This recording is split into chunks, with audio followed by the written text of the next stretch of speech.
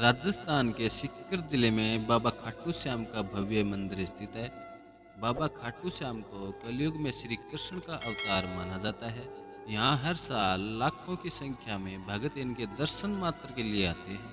खाटू श्याम के मंदिर के पास हर साल होली के समय भव्य मेला लगता है। इस मेले को देखने के लिए देश विदेश से हजारों श्रद्धालु आते हैं। कहा जाता है बाबा खाटू श्याम की पूजा करने से भक्तों की सभी मनोकामनाएं पूर्ण होती हैं और साथ ही घरों में बिगड़े काम बन जाते हैं। बाबा श्याम सभी की मुरादें पूर्ण करते हैं और रंग को भी राजा बना देते हैं। तो आइए इस वीडियो में खाटू श्याम बाबा का इतिहास और महत्व को विस्तार से जानते हैं।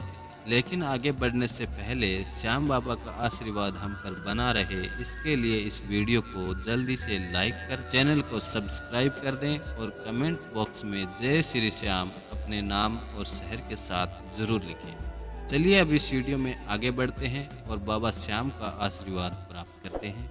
सबसे पहले जानते हैं कि कौन थे बाबा श्याम।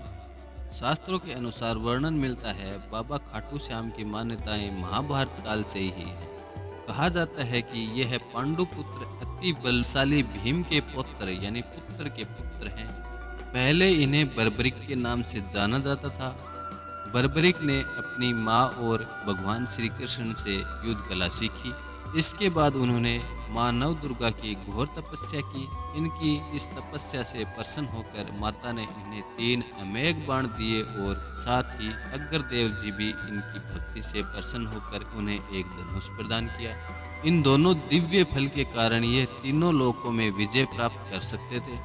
कथा के अनुसार बाबा खाटू श्याम की अपार शक्ति और क्षमता से प्रसन्न होकर भगवान श्री कृष्ण ने इन्हें कलयुग में अपने नाम से पूजे जाने का वरदान दिया। तभी से ही बाबा खाटू श्याम को कलयुग का श्री कृष्ण माना जाता है और इनकी पूजा की जाती है। कहा जाता है कि श्याम की श्रद्धा के साथ स्मरण किया जाए तो अपार धन की प्राप्ति होती है। चलिए अब जानते हैं बाबा खाटू श्याम का इतिहास और इनकी कहानी के बारे में। पौराणिक कथा के अनुसार पांडव पुत्रों के साथ लक्षाग्रह की घटना के बाद वन वन भटकते पांडवों की मुलाकात हिंडिबा नामक राक्षसी से हुई। हिंडिबा भीम को अपने पति के रूप में प्राप्त करना चाहती थी। इसी कारण से माता कुंती की आज्ञा मानकर भीम और हिंडिबा का विवाह हुआ, जिससे उन दोनों को एक पुत्र प्राप्त हुआ जिनका नाम घटोत्कच था। कुछ समय पश्चात घटोत्कच का विवाह हुआ और उसे भी एक पुत्र प्राप्त हुआ जिनका नाम बर्बरिक था, जो अपने पिता से भी ज्यादा शक्तिशाली और मायावी थे। बर्बरिक देवी माँ का उपासक था। उन्होंने देवी माँ को प्रसन्न कर 3 दिव्य बाण प्राप्त किए, जो किसी भी लक्ष्य को भेद के वापस बर्बरिक के पास सुरक्षित आ जाते थे। कथा के अनुसार महाभारत के युद्ध के दौरान बर्बरिक युद्ध देखने और शामिल होने के इरादे से कुरुक्षेत्र की ओर प्रस्थान कर रहे थे। भगवान श्री कृष्ण जानते थे कि अगर बर्बरिक युद्ध में शामिल हुआ तो वह पांडवों के विरुद्ध होगा। इसी कारण से श्री कृष्ण बर्बरिक को रोकने के लिए एक गरीब ब्राह्मण के रूप में बर्बरिक के समक्ष खड़े हो गए और उन्हें पूछा कि तुम कौन हो और युद्ध भूमि कुरुक्षेत्र की तरफ क्यों जा रहे हो।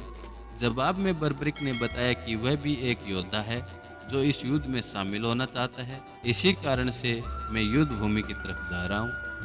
श्री कृष्ण ने उनकी परीक्षा लेने के लिए एक बाण चलाने को कहा, जिससे पिप्पल के पेड़ के सारे पत्तों में छेद हो गया, सिवाय एक पत्ते के जो श्री कृष्ण के पैर के नीचे था।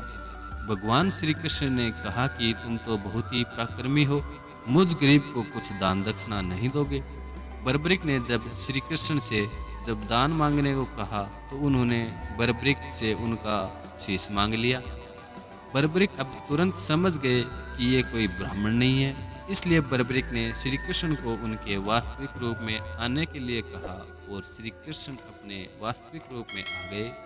बर्बरिक ने खुशी खुशी दान के रूप में भगवान श्री कृष्ण को अपना शीश दे दिया। बर्बरिक ने शीश दान करने से पहले श्री कृष्ण से युद्ध देखने की इच्छा जताई, इसलिए श्री कृष्ण ने बर्बरिक के कटे हुए शीश को युद्ध क्षेत्र के सबसे ऊंचे स्थान पर रख दिया। कथा के अनुसार बताया जाता है कि बर्बरिक ने ही पूर्ण महाभारत का युद्ध देखा था। महाभारत के युद्ध में पांडव विजय होने के पश्चात आपस में वाद विवाद कर रहे थे। तब श्री कृष्ण ने कहा, इसका निर्णय बर्बरीक का शीश कर सकता है। तब बर्बरीक के शीश ने कहा, युद्ध क्षेत्र में श्री कृष्ण का सुदर्शन चक्र चल रहा था, जिससे सभी लोग कटे हुए वृक्ष की भांति रणभूमि में पराजित हो रहे थे। और बर्बरीक के शीश ने यह भी कहा कि रणभूमि में द्रौपदी महाकालिक के रूप में रक्त का पान कर रही थी। इससे श्री कृष्ण प्रसन्न होकर बर्बरीक के कटे हुए शीश को वरदान दिया कि कलयुग में तुम श्याम नाम से पूजे जाओगे और तुम्हारे स्मरण मात्र से ही भक्तों का कल्याण होगा और साथ ही उन्हें धर्म, अर्थ, काम और मोक्ष की प्राप्ति भी होगी। तभी से बर्बरीक श्री श्याम के नाम से पूजे जाते हैं। तो दोस्तों, ये थी आज की श्री खाटू श्याम बाबा की कहानी। यदि ये कहानी आपको पसंद आई तो वीडियो को लाइक, शेयर और चैनल को सब्सक्राइब कर कमेंट में अपना और अपने शहर का नाम जरूर लिखें, ताकि बाबा श्याम का आशीर्वाद हम सभी पे बना रहे। मिलते हैं फिर किसी रोचक और ज्ञानवर्धक कहानी में। तब तक आप हंसते रहें, मुस्कुराते रहें और श्री खाटू श्याम बाबा की ये कहानी सुनते रहें और सुनाते रहें। प्रेम से बोलो जय श्री श्याम। बोलिए खाटू नरेश की जय हो।